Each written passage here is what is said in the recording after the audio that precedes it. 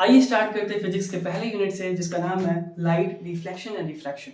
तो सबसे पहले हम लाइट को समझेंगे। लाइट को 3 पॉइंट में हम समझेंगे। पहला, लाइट एक फॉर्म ऑफ इलेक्ट्रोमैग्नेटिक रेडिएशन है।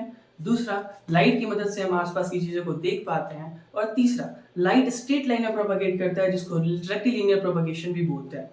तो अगर हम डेफिनेशन जानना चाहें लाइट का तो हम ये बोल सकते हैं कि light is a form of an electromagnetic radiation that allows object to be visible और that allows us to see objects. तो अब हम लाइट के 2 फिनोमेना के बारे में डिस्कस करने वाले इस टॉपिक में। पहला रिफ्लेक्शन और दूसरा रिफ्रैक्शन। तो स्टार्ट करते हैं रिफ्लेक्शन से। आइए इस डायग्राम को समझते हैं। सबसे पहले इस डायग्राम पे हम ये देख सकते हैं, यहाँ पे एक मिरर है या फिर कोई भी पॉलिश सरफेस हो सकती है। ये जो लाइट है जो मिरर को स्ट्राइक कर रही है उसे हम इंसिडेंट रे बोलते हैं। स्ट्राइक करने के बाद जो बाउंस बैक हो रही है उसे हम रिफ्लेक्टेड रे बोलते हैं। और इन दोनों लाइन के बीच की जो लाइन है जो नॉर्मल है, जो मिरर से 90 डिग्री के एंगल को फॉर्म करती है। अब इस पूरे डायग्राम से हम रिफ्लेक्शन के डेफिनेशन को कोट कर सकते हैं कि when an incident ray of light strikes on a smooth surface and bounces back, then this phenomena is known as reflection of light. अब हम समझेंगे लॉज ऑफ रिफ्लेक्शन। तो आप देख सकते हैं जो ये इंसिडेंट रे ऑफ लाइट है और ये जो नॉर्मल है उन दोनों के बीच का एंगल होता है एंगल ऑफ इंसिडेंस। और ये जो रिफ्लेक्टेड लाइन है और ये नॉर्मल है उन दोनों के बीच का एंगल होता है एंगल ऑफ रिफ्लेक्शन। तो पहला हमारा लॉ ऑफ रिफ्लेक्शन है कि with the angle of incidence is equal to the angle of reflection.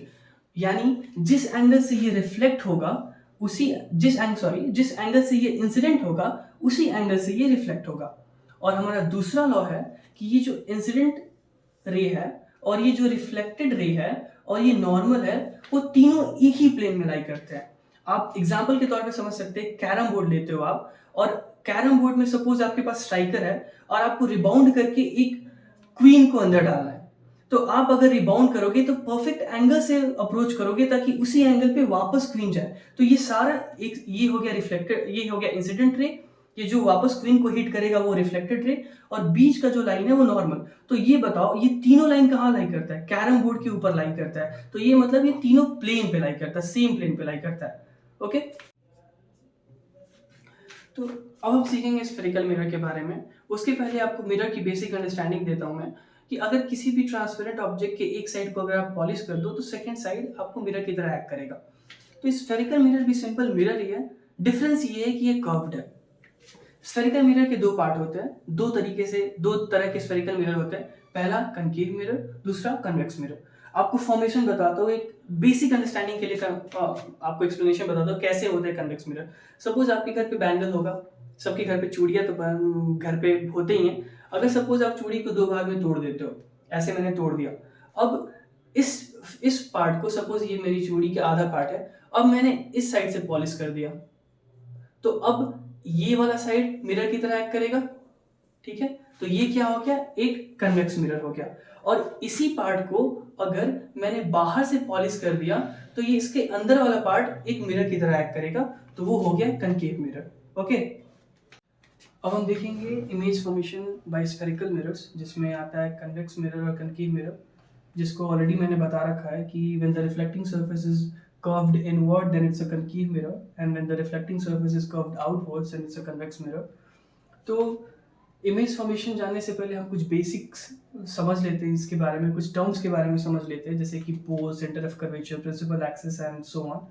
तो सबसे पहले पोल के बारे में बात करेंगे। हमारा कोई भी मिरर होगा, किसी भी, अगर सपोज कन्वेक्स मिरर या कनकेव मिरर किसी के बारे में बात कर रहे हैं, तो उस मिरर का जो भी मिडल पोर्शन होगा उसे हम पोल बोलेंगे। यानी सपोज ये मिरर है हमारा, तो यहाँ इसका मिड पॉइंट लाई करता है तो ये पोल होगा।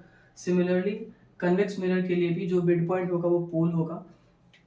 अब मैंने पहले बताया था कि ये जो मिरर है एग्जैक्टली ऐसा नहीं है, वो एक सर्कल का एक पार्ट है। सपोज मैं एक इमेजिनरी सर्कल ड्रॉ करता हूँ तो ये ऐसे कुछ दिखेगा।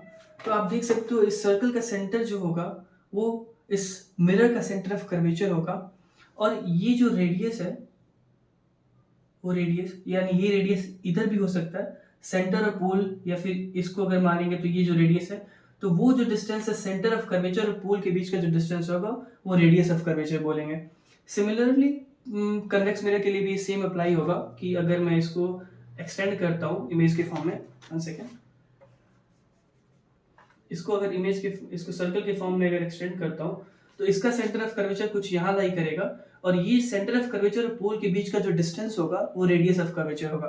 तो आप एक चीज नोटिस कर पा रहे होंगे कि जो कन्वेक्स मिरर का सेंटर ऑफ कर्वेचर है वो मिरर के ऑपोजिट साइड लाई करता है, बट जो centre of curvature concave mirror का है वो मिरर के साइड ही लाई कर रहा है, मिरर की ही साइड लाई कर रहा है। अब हम बात करेंगे प्रिंसिपल एक्सिस के बारे में। तो वो लाइन जो पोल और सेंटर ऑफ कर्वेचर के थ्रू पास करती है, दोनों में मैं जो भी टर्म्स बोल रहा हूँ दोनों के अकॉर्डिंग बोल रहा हूँ। तो जो पोल और सेंटर ऑफ कर्वेचर से जो लाइन पास होती है उसको प्रिंसिपल एक्सिस बोलते हैं। सिमिलरली कनकेव मिरर में भी जो पोल और सेंटर ऑफ कर्वेचर के बीच से जो लाइन पास करेगी उसे हम क्या बोलेंगे, उसे हम बोलेंगे प्रिंसिपल एक्सिस। अब हम बात करेंगे फोकस के बारे में।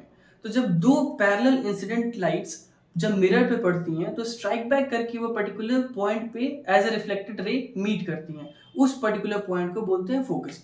तो सपोज यहाँ एक लाइट है, इंसिडेंट लाइट पैरेलल, और ये इंसिडेंट लाइट पैरेलल।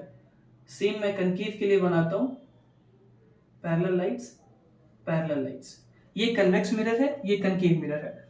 इसमें रिफ्लेक्ट बैक होके ये इधर आ रही है और ये इधर इस पर्टिकुलर पॉइंट पे मिलती है, तो ये हो गया फोकस। सिमिलरली इस पे रिफ्लेक्ट बैक हुआ और ये यहाँ रिफ्लेक्ट हुआ, तो इमेजिनरी लाइन को अगर मैं मीट करता हूँ तो ये इस पर्टिकुलर पॉइंट पे मीट करती है, तो ये हो गया फोकस। तो कन्वेक्स मिरर का जो फोकस है वो मिरर के ऑपोजिट साइड लाई करता है, जबकि कनकेव मिरर का जो फोकस है वो मिरर की ही साइड लाई करता है। अब एक होता है प्रिंसिपल फोकस, एक होता है फोकस। तो ये जो लाइंस हैं वो प्रिंसिपल एक्सिस के भी पैरेलल है, ये जो पैरेलल रे ऑफ लाइट है वो प्रिंसिपल एक्सिस के भी पैरेलल है। तो ये जो फोकस होगा उसे मैं फोकस भी बोल सकता हूँ, प्रिंसिपल फोकस भी बोल सकता हूँ, सेम लाइंस विद दिस। लेकिन अगर कोई सपोज एक ऐसी पैरेलल लाइट है जो ऐसे आ रही है, ऐसे आई और एक यहाँ आई, तो ये जो लाइट है वो रिफ्लेक्ट करके यहाँ जाएगी और ये जो लाइट है वो रिफ्लेक्ट करके यहाँ आएगी, तो ये दोनों पॉइंट इस पर्टिकुलर पॉइंट पे मीट कर रहे हैं, तो ये हो गया फोकस। तो इस फोकस को मैं प्रिंसिपल फोकस नहीं बोल सकता, क्योंकि जो इंसिडेंट लाइट्स हैं वो प्रिंसिपल एक्सिस के पैरेलल नहीं हैं, जबकि यहाँ पे जो इंसिडेंट लाइंस हैं वो प्रिंसिपल एक्सिस के पैरेलल है। That's why this focus can be called both a principal focus as well as a simple focus, but this focus is only focus, it can't be called a principal focus. तो इसके पहले मैंने एक point miss कर दिया जो बहुत important है। ये पर्टिकुलर पॉइंट इसको फोकस बोलते हैं, जैसा मैंने बताया था। तो फोकस और पोल के बीच का जो डिस्टेंस होता है वो फोकल लेंथ होता है, जिसको कि स्मॉल एफ से रिप्रेजेंट करते हैं। और उसके पहले मैंने ये बताया था कि सेंटर ऑफ कर्वेचर और पोल के बीच का जो डिस्टेंस है उसे रेडियस ऑफ कर्वेचर बोलते हैं। तो इन दोनों के बीच का रिलेशन होता है r is equal to 2 times of f, यानी कि ये जो डिस्टेंस है वो टोटल डिस्टेंस का हाफ है। इसका एक्चुअल प्रूफ है बट हमें उस प्रूफ पे नहीं जाना है, इस पर अभी क्लास 10th के बेसिस पे हमें प्रूफ नहीं पढ़ना है, ये फॉर्मूला आप बस याद रखो। अब हम सीखेंगे रे डायग्राम से कुछ बेसिक प्रिंसिपल्स, यानी अलग अलग इंसिडेंट लाइट्स के लिए उसके करस्पॉन्डिंग रिफ्लेक्टेड लाइट्स का रे कहाँ फॉर्म होगा।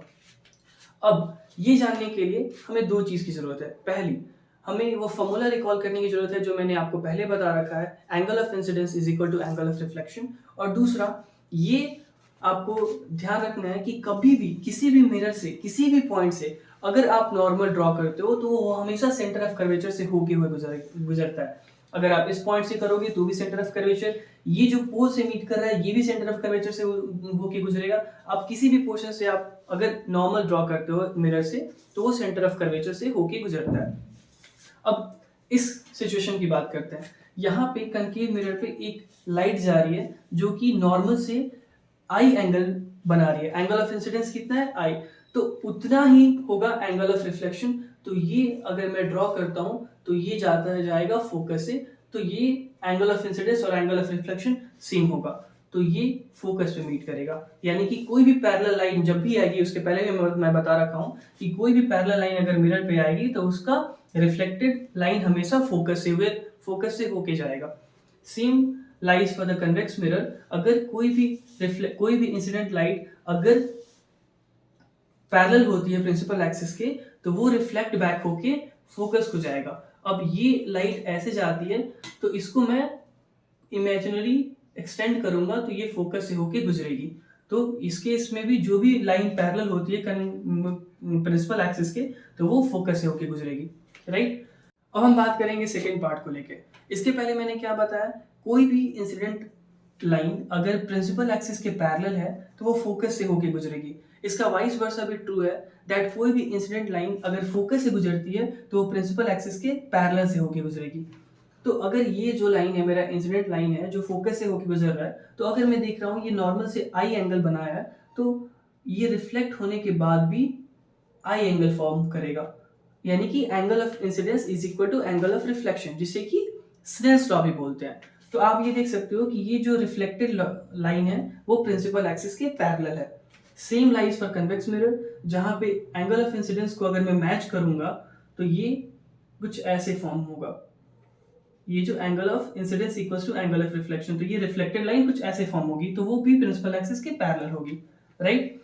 अब बात करते हैं थर्ड पार्ट में। थर्ड पार्ट में क्या होता है कि जो एंगल ऑफ इंसिडेंस है वो सेंटर ऑफ कर्वेचर से होकर गुजरती है। तो आप रिकॉल करो मैंने क्या बताया था कि किसी भी मिरर के किसी भी पार्ट से अगर मैं नॉर्मल ड्रॉ करता हूं तो वो सेंटर ऑफ कर्वेचर से होकर गुजरता है। और दूसरी लॉ क्या है कि angle of incidence equals to angle of reflection. तो ये जो इंसिडेंट रे है वो एक्चुअली नॉर्मल पे लाई करती है, तो नॉर्मल और इंसिडेंस रे के बीच में एंगल कितना हुआ, 0 डिग्री। तो नॉर्मल और रिफ्लेक्टेड रे के बीच में एंगल कितना होगा, 0 डिग्री। तो ये जो लाइट है वो जिस पाथ से आई है उसी पाथ पे वापस चली जाएगी। तो ये ray of incidence is will be equal to ray of reflection. Same convex lens के साथ भी कर सकते हैं, अगर इसको यहां भी सेम वैसे ही जाएगा। तो ये आप याद रखो कि कभी भी लाइन, कभी भी इंसिडेंट लाइन अगर सेंटर ऑफ कर्वेचर से होकर गुजरती है तो वापस उसी पर्टिकुलर लाइन से जाएगी एज अ रिफ्लेक्टेड लाइन। अब हम बात करेंगे फोर्थ पार्ट को लेके। तो यहाँ जो है जो इंसिडेंट लाइट है वो सीधे पोल पे आ रही है। तो अब आप बताओ कि पोल से नॉर्मल जो ड्रॉ करेंगे वो किसके थ्रू जाएगा, सेंटर ऑफ कर्वेचर, जो मैंने ऑलरेडी बताया। किसी भी पॉइंट से अगर आप नॉर्मल ड्रॉ करोगे तो वो हमेशा सेंटर ऑफ कर्वेचर से होके जाएगा। तो पोल से अगर जो लाइन जा रही है सेंटर ऑफ कर्वेचर से, तो क्या यही प्रिंसिपल एक्सिस नहीं है। तो यानी कि पोल से जो नॉर्मल है वो खुद प्रिंसिपल एक्सिस है। तो यहाँ पे जो एंगल ऑफ इंसिडेंस आई है वो रिफ्लेक्टेड रे का भी एंगल ऑफ इंसिडेंस क्या होगा, आई होगा, यानी angle of incidence will be equal to angle of reflection. Same lies with the convex mirror, यहाँ भी जो प्रिंसिपल एक्सिस है वो खुद नॉर्मल है, तो यहाँ पे जो एंगल, जिस एंगल से लाइट इंसिडेंट करेगा पोल पे, उसी एंगल से लाइट रिफ्लेक्ट करेगा। तो यानी कि angle of incidence will be equal to angle of reflection, and this is the angle, this is the reflected ray, sorry this is the incident ray and this will be the reflected ray. Okay.